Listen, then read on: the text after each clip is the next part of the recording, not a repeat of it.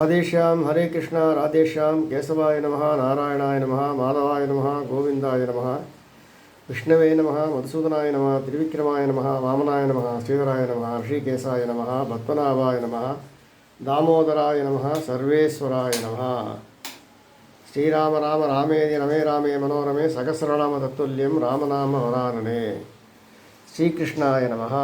பாகவதத்திலேருந்து ஒவ்வொரு பகுதியாக நம்ம அனுபவிச்சுருக்கோம்.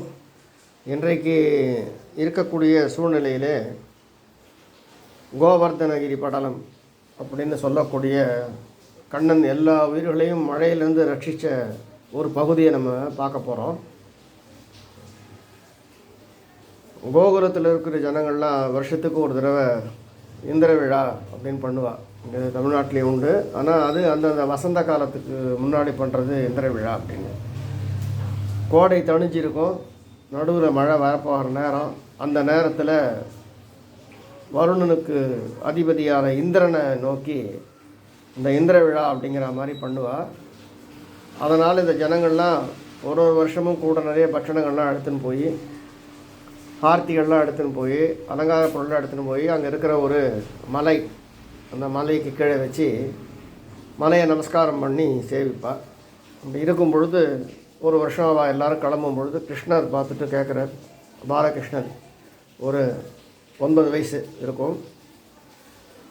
அவர் கேட்குறார், எங்கே போகிறேன்னு. இது மாதிரி இந்திர விழா பண்ணணும், நமக்கு வருஷம் சரியான மழை வரணும், மழையான ஆபத்தும் இருக்கக்கூடாது, மழை இல்லாமல் தண்ணி இல்லாமல் பயிர்களும் வாடக்கூடாது, ஒரு மிதமான மழையை தரணுங்கிறதுக்கோசம் நாங்கள் இந்திரனை நமஸ்காரம் பண்ணுறது உண்டு, அங்கே போயின்ட்டுருக்கோம் அப்படின்னா.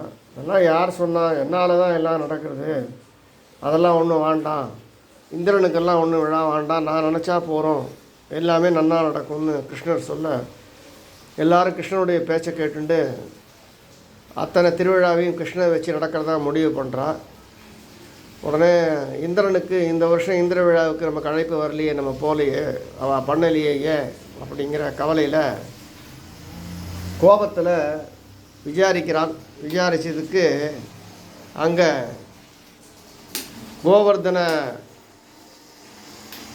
கோகுலத்தில் எல்லாரும் கிருஷ்ணனுக்கு கொடுத்துட்டாத, இந்திர விழா கொண்டாட வேண்டாம் அப்படின்னு கிருஷ்ணர் சொல்லியிருக்காரான். உடனே கோபம் வந்து இந்திரனுக்கு ஒரு வாரம் 7 நாள் தொடர்ந்து மழையால் எங்கே பார்த்தாலும் நதி சூழ்ந்துருக்கு, வெள்ளக்காடாக இருக்குது. மழை ஆரம்பித்த உடனே சூக்ஷம மன்னனாச்சே கிருஷ்ணர் அவருக்கு தெரியாதா, தன்னுடைய சுண்டு விரலால் அந்த மலை கோவர்தனம் அப்படிங்கிற மலையை சுண்டு வரலால் தூக்கி கொடை மாதிரி பிடிக்கிறார். அந்த மலையானது ஒரு 2-3 கிலோமீட்டருக்கு சுற்றளவில் ஒரு சிறந்த கொடையாக இருக்குது. சுண்டு வரலில் பிடிச்சிட்டு இருக்கார். பசு, கன்றுக்குட்டி, மாடு எல்லா மிருகங்களும் வந்து அதன் கீழே அடைக்கலமாக இருக்குது. இந்திரனுக்கு கொண்டு வந்த அந்த பட்சணங்கள், சாப்பாடு எல்லாத்தையும் வச்சுட்டு ஒரு வாரம் காலம் தன்றான். பேஞ்சி ஓஞ்சி போயிட்டான் இந்திரன். இந்திரன் ரொம்ப மனசு வருத்தப்பட்டான். என் சக்தி பெருசா, கிருஷ்ணர் சக்தி பெருசான்னு நான் சோதித்தேன், நான் தோற்று போயிட்டேன். நான் உடனே போய் கிருஷ்ணனுடைய திருவடியில் போய் விழுந்து நமஸ்காரம் பண்ணி அபச்சாரத்துக்கு மன்னிப்பு கேட்கணும்னு சொல்லி ஓடி வந்து கிருஷ்ணர் காலில் விழறான்.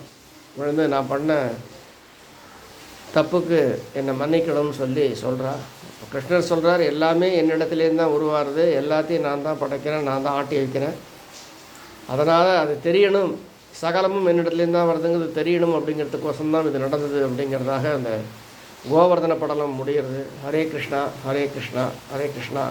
ஆகையினாலே கிருஷ்ணன்கிட்ட நம்ம பிரார்த்தனை பண்ணிக்கிறோம், வருண பகவான்கிட்டையும் பிரார்த்தனை பண்ணிக்கிறோம். எந்த விதமான பாதிப்பும் இல்லாதபடிக்கு பூரணமான தீர்த்த பஞ்சம் இல்லாமல் தீர்த்தங்களை நிரப்பி அப்படியே ஒரு அமைதியாக இந்த மழைக்காலம் கடந்து போகணும்னு கிருஷ்ணர்கிட்டையும் இந்திரன்கிட்டையும் மறுபடியும் வேண்டிக்கிறோம். ஹரே கிருஷ்ணா ஹரே கிருஷ்ணா. சர்வம் கிருஷ்ணார்ப்பணம். கிருஷ்ணாய நமஹ கிருஷ்ணாய நமஹ கிருஷ்ணாய நமஹ.